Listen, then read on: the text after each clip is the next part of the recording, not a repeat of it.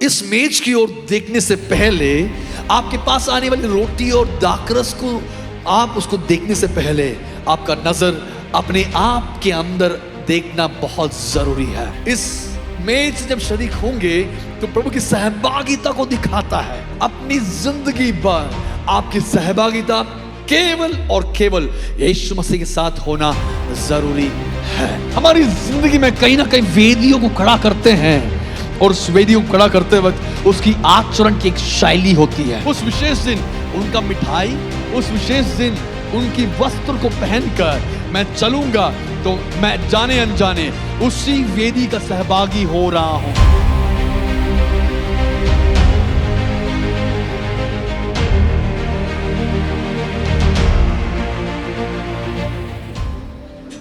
इस समय हम लोग सीधा प्रभु की हम चलते हैं। मैं जल्दी से एक संदेश में आपके सामने रखना चाहता हूं। मैं पिछले बार जो लिया था उसी का कंटिन्यूएशन करने के लिए मैं पूरी तैयारी के साथ आया हूं, परंतु सोचा कि एक डिफरेंट एंगल में आज एक संदेश मैं आपके सामने रखूं। पहले कुरिन्थियों की किताब 11वें अध्याय 23वीं आयत से हम कुछ वचनों को पढ़ेंगे और जल्द से एक चिंतन आपके सामने रखना चाहता हूं। पहले कुरिन्थी 11वें अध्याय की 23वीं आयत से, क्योंकि यह बात मुझे प्रभु से पहुंची और मैंने तुम्हें भी पहुंचा दी कि प्रभु यीशु ने जिस रात वह पकड़वाया गया रोटी ली और धन्यवाद करके उसे तोड़ी और कहा, ये मेरी देह है जो तुम्हारे लिए है, मेरे स्मरण के लिए यही किया करो। इसी रीति से उसने बियारी के पीछे कटोरा भी लिया और कहा, यह कटोरा मेरा लहू में नई वाचा है, जब कभी पियो तो मेरे स्मरण के लिए यही किया करो। क्योंकि जब कभी तुम यह रोटी खाते और इस कटोरे में से पीते हो तो प्रभु की मृत्यु का जब तक वह ना आए प्रचार करते हो। इसलिए जो कोई अनुचित रीति से प्रभु की रोटी खाए या उसे कटोरे में से पिए वह प्रभु के देह और लहू के अपराधी ठहरेगा। इसलिए मनुष्य अपने आप को जांच ले और इसी रीति से इस रोटी में से खाए और इस कटोरे में से पिए, क्योंकि जो खाते पीते समय प्रभु की देह को ना पहचाने वह इस खाने और पीने में से अपने ऊपर दंड लाता है। इसी कारण तुम में बहुत से निर्बल और रोगी हैं और बहुत से सो भी गए हैं। तो आज इस वचन से हम लोग देख पा रहे हैं कि प्रभु की मेज की अहमियत क्या है, उसकी विशेषता क्या है, उसकी प्रमुखता क्या है। और इस मेज से हम लोग ये देख पा रहे हैं कि जब कभी भी हम लोग इसमें शरीक होए तो इस मेज की ओर देखने से पहले आपके पास आने वाली रोटी और दाखरस को आप उसको देखने से पहले आपका नजर अपने आप के अंदर देखना बहुत जरूरी है। इस मेज की ओर देखने से पहले हम अपने आप को जांचना जरूरी है कि क्या मैं इसके योग्य हूं, क्या मैं इसके योग्य हूं। अगर अयोग्य तरीके से इसमें शरीक होते हैं तो अपने आप अपने ऊपर दंड लाता है। तो कैसे अयोग्य तरीके से हम इसमें शरीक हो पाएंगे, मैं हमेशा कहता हूं, परंतु आज एक डिफरेंट एंगल से मैं इस वचन को आपके सामने रखना चाहता हूं। अगर पहले कुरिन्थियों की किताब 10वीं अध्याय की 15वीं आयत से 22वीं आयत अगर हम पढ़ेंगे तो मैं एक चिंतन आपके सामने रखना चाहता हूं। हम मिलकर पढ़ेंगे। मैं बुद्धिमान जानकर तुमसे कहता हूं, जो मैं कहता हूं उसे तुम परखो। क्या परखना है? देखिए क्या लिखा है। वह धन्यवाद का कटोरा जिस पर हम धन्यवाद करते हैं, क्या मसीह के लहू की सहभागिता नहीं? वह रोटी जिसे हम तोड़ते हैं, क्या वह मसीह की देह की सहभागिता नहीं? यानी इस मेज से जब शरीक होंगे तो प्रभु की सहभागिता को दिखाता है। आपकी सहभागिता, पौलुस हमको एक संदेश दे रहे हैं, अपनी जिंदगी भर आपकी सहभागिता केवल और केवल यीशु मसीह के साथ होना जरूरी है। केवल उसके अलावा किसी और चीजों में आपकी सहभागिता ना होना है। मजेदार तरीके से मजा में भी आपकी सहभागिता किसी और चीजों में नहीं लगना है। अब देखिए क्या लिखा है। इसलिए कि एक ही रोटी है तो हम भी जो बहुत है एक देह है, क्योंकि हम सब उसी एक रोटी में भागी होते हैं। जो शरीर के भाव से इस्राएली हैं उनको देखो, क्या बलिदानों के खाने वाले वेदी के सहभागी नहीं?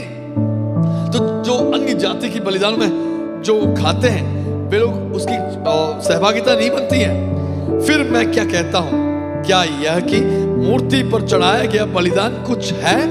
या मूर्ति कुछ है नहीं, वरन यह कि अन्य जाति की जो बलिदान करते हैं वे परमेश्वर के लिए नहीं परंतु दुष्ट आत्माओं के लिए बलिदान करते हैं।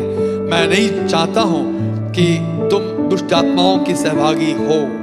तुम प्रभु की कटोरे और दुष्ट आत्माओं की कटोरे दोनों में से नहीं पी सकते।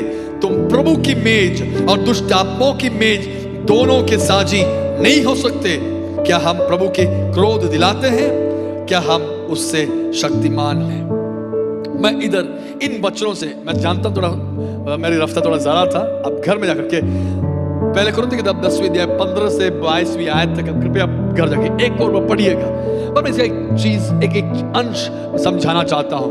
आप और मैं, हमारी सहभागिता केवल और केवल यीशु के साथ, प्रभु के साथ रहना जरूरी है। यानी अगर मैं अपनी सहभागिता किसी मौज मस्ती के लिए भी किसी और जगह पर बड़ा कर दिया तो मैं प्रभु की सहभागिता से अलग हो जाऊंगा और मैं अपने आप पर प्रभु के श्राप और क्रोध को ले आ पाऊंगा। अब बुरा नहीं मानेंगे तो मैं एक उदाहरण बताना चाहता हूं। हमारी जिंदगी में मैं जानता हूं कि हम सब लोग विभिन्न बैकग्राउंड से हम लोग आए हैं। हम लोग एक क्रिश्चियन नॉन पेंटिकॉस्टल बैकग्राउंड से आए जो बहुत तरीके की समय काल और बहुत तरीके की पर्व मनाने वाले एक बैकग्राउंड से आते हैं। और उस समय पर हम लोग व्रत रखते हैं, उस समय पर एक विशेष कपड़ा पहनते हैं, उस समय पर हम क्या करते हैं, विशेष तरीके से उसकी आचरण को करते हैं। अब ध्यान से सुनिएगा, क्या वो आचरण इस वचन के अनुसार है या नहीं, हमको समझना परखना बहुत जरूरी है। क्या मैं उस दिन, मैं उधर से अलग हो गया, परंतु उस विशेष दिन क्या मैं उनके उस वस्त्र को पहनते वक्त क्या मैं वो पर्व को बना नहीं रहा हूं? आप समझना, आप मैं समझना जरूरी है। हमारी जिंदगी में कहीं ना कहीं वेदियों को खड़ा करते हैं और उस वेदियों को खड़ा करते वक्त उसकी आचरण की एक शैली होती है, आचरण की एक शैली होती है। अब मैं उसमें सहभागी नहीं हो रहा हूं, परंतु उस दिन, उस विशेष दिन उनका मिठाई, उस विशेष दिन उनकी वस्त्र को पहनकर मैं चलूंगा तो मैं जाने अनजाने उसी वेदी का सहभागी हो रहा हूं। हाँ या नहीं? मेरे बचपन में दिवाली के समय पर पटाखे फोड़ते हैं और हम लोगों को बचपन में, बच्चे लोग जब थे, पटाखे फोड़ना बहुत अच्छा लगता था। परंतु मेरे पेरेंट्स बहुत इनकार करते थे, पटाखे नहीं फोड़ना है, पटाखे नहीं फोड़ना है। पर कुछ सालों के बाद ये दिवाली के समय पर मेरे पापा कुछ पटाखे लेकर आए, परंतु पटाखे छूने के लिए मना किए, नहीं लेके, नहीं छूना है, पटाखे नहीं फोड़ना है। क्यों? क्योंकि इस पटाखे में लेकर आए इसलिए कि हमारे इलाके पर पटाखे तभी मिलता है जब दिवाली के सीजन में, और ये पटाखे इस समय पर फोड़ने के लिए नहीं लाए, बल्कि हमारे घर के पास एक आम का पेड़ है, उस आम के पेड़ में बंदर आता है। जब बंदर आएगा तो पटाखे फोड़ के बंदर को भगाने के लिए लेके आए। समझ रहे? आम के पेड़ में बंदर जब आएगा उसको भगाने के लिए, पटाखे फोड़ने के लिए।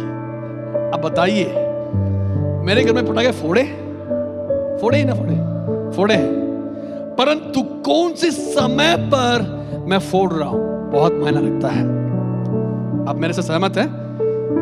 किस समय पर मैं पटाखे फोड़ रहा हूं, पर उस सीजन में फोड़ूंगा, किसी और शक्तियों के लिए मैं वेदी बना रहा हूं।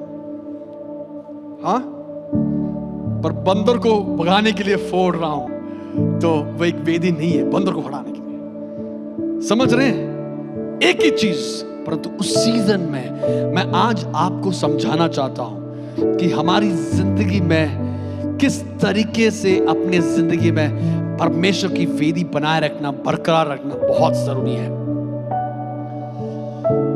दूसरे समय पर पटाखे नहीं मिलते, इसलिए उसी समय पर पटाखे दुकान में मिलता था, इसलिए लेकर आ गए, परंतु पटाखे फोड़ने मना किए।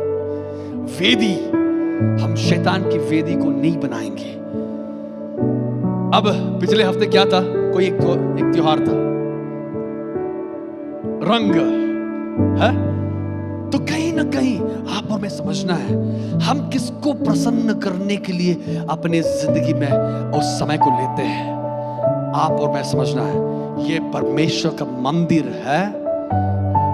इस मंदिर में परमेश्वर का निशान ही लगना जरूरी है। इस मंदिर में यीशु मसीह की मोहर, यीशु मसीह की लहू की छाप लगना जरूरी है। हमारी जिंदगी में वेदियों को खड़ा करना बहुत जरूरी है। एक मसीही कलीसिया है, कलीसिया के अंदर मैं बोल रहा हूं, मैं अपने लोगों के लिए बोल रहा हूं और अपने लोग की जानकारी के लिए बोल रहा हूं। अगर आप मसीह में चलना चाहते हैं तो यीशु मसीह के लिए वेदी हमेशा बरकरार रहना जरूरी है, और वही सहभागिता आपके जिंदगी में हमेशा बनाए रखते हैं। समझ रहे हैं? तो आज मैं आपसे ये कहना चाहता हूं कि हम क्या 21 में लिखा है, तुम प्रभु के कटोरे और दुष्ट आत्माओं के कटोरे दोनों में है से नहीं पी सकते। तुम प्रभु की मेज और दुष्ट आत्माओं की मेज दोनों के साझी नहीं हो सकते। दोनों को साथ में नहीं चल सकते हैं, है ना? पास्टर जी हमेशा कहते हैं कि सोशल ड्रिंकिंग के लिए मत जाना। भैया मैं जो जा रहा हूं कोका कोला पीने के लिए, परंतु आपके पड़ोसी क्या कर रहे हैं? दारू पी रहे हैं। आप उधर बैठ सकते हैं क्या? उस वेदी में आपका सहभागिता नहीं होना है।